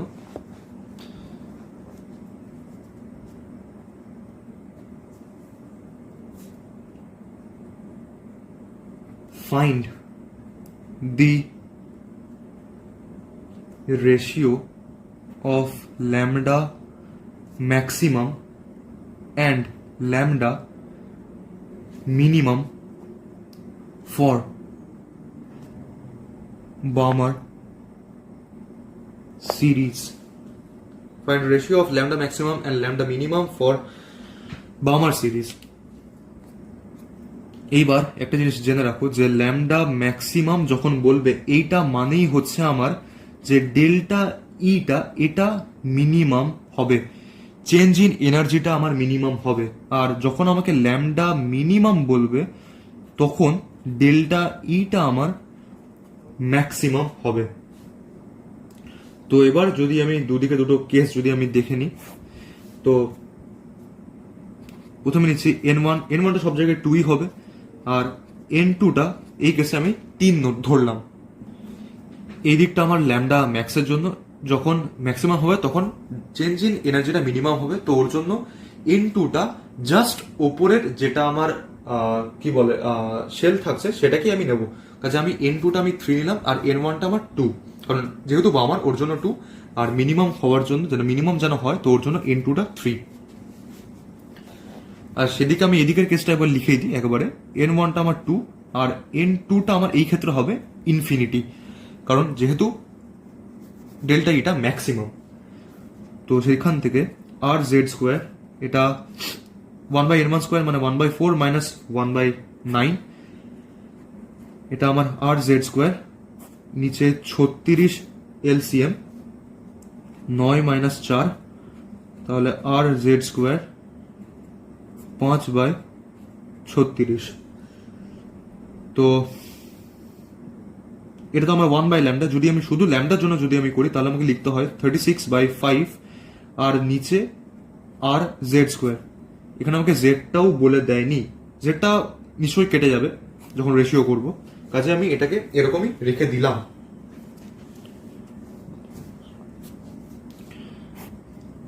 এখানে যখন করছি আর জেড স্কোয়ার 1/4 মাইনাস 1/ইনফিনিটি, 1/ইনফিনিটি 0 হয়ে যাচ্ছে, আর জেড স্কোয়ার ইন্টু 1/4। তো এটা যখন ল্যামডা যখন হচ্ছে এটা 1/λ পেলাম, যখন ল্যামডা করছি 4/আর জেড স্কোয়ার। যখন রেশিও আমি করছি lambda maximum by lambda minimum, তখন আমার আসবে 36/5 নিচে আর জেড স্কোয়ার। এটা নিচে ছিল, ওপরে উঠে গেল, ওপরে আর জেড স্কোয়ার আর নিচে 4 আর জেড স্কোয়ার, আর জেড স্কোয়ার কাটলো 9। তাহলে আমার আসছে 9:5 আমার অ্যান্সার। আশা করি বুঝতে পেরেছো। সোজা কোশ্চেন। এখানে শুধু এই একটা জিনিস আমি এটা বলার জন্য এটা করলাম যে যখন আমাকে ল্যামডা ম্যাক্সিমাম যখন বলবে তখন আমার ডেল্টা ইটা মিনিমাম হবে, যখন ল্যামডা মিনিমাম বলবে তখন আমার ডেল্টা ইটা ম্যাক্সিমাম হবে। এখানে শুধু এটুকুই ক্যাচ ছিল এই কোশ্চেনে। তো আশা করি আজকে যা হলো এটা বুঝতে পেরেছো। যদি কোনো জায়গা না বুঝতে পারো তো তাহলে সেই জায়গাটা আবার রিপ্লে করে দেখে নিও, আশা করি বুঝতে পারবে। তাও যদি কোনো সমস্যা থাকে তো তাহলে টেলিগ্রামে বা চ্যাটে তোমরা লিখে এটা জিজ্ঞেস করতে পারো। খুব তাড়াতাড়ি আবার দেখা হচ্ছে, তো ততক্ষণ ভালো করে পড়ো, এই জায়গাটা রিভিশন করে এসো। পরের দিন আমরা দেখবো ওই ফটো ইলেকট্রিক এফেক্টটা দেখবো, তারপর ডি ব্রগলি ওয়েভলেন্থ দেখবো, হাইজেনবার্গ আনসার্টেনটি দেখবো, আর কোয়ান্টাম নাম্বারটাও দেখবো। তো পরের দিনের ক্লাসটা হয়তো একটু বড় হতে পারে। আজকে এই অবধি রাখছি। তো ভালো থেকো, দেখা হচ্ছে পরে, টাটা।